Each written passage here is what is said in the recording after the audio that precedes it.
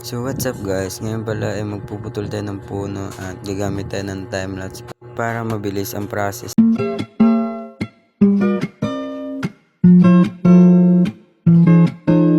Situations bring you back to me. Oh, love is never break off. I guess you want that all.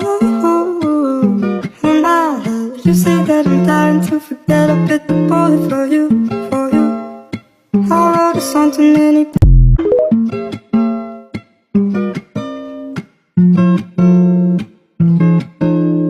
Situations bring you back to me. Oh, love is never break off. I guess you. Hanggang dito muna tayo magputol kasi naantok na rin talaga ako. Kailangan ko rin magpahinga. Wait lang, tabi muna natin tong spruce na to kasi puno na.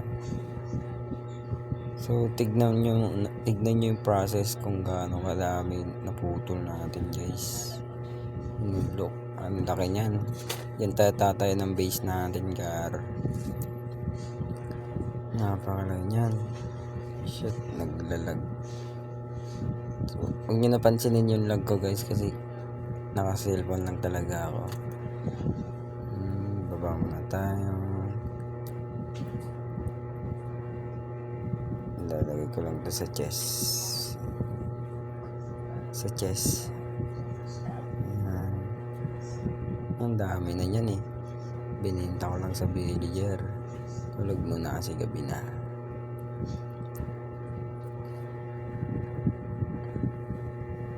Tabi muna natin to para walang makalat sa inventory. So hanggang dito lang muna tayo guys. Abang na lang guys sa mga next video natin. Or matatagaan tayo gumawa ng video kasi nakapokus sa pag-aaral.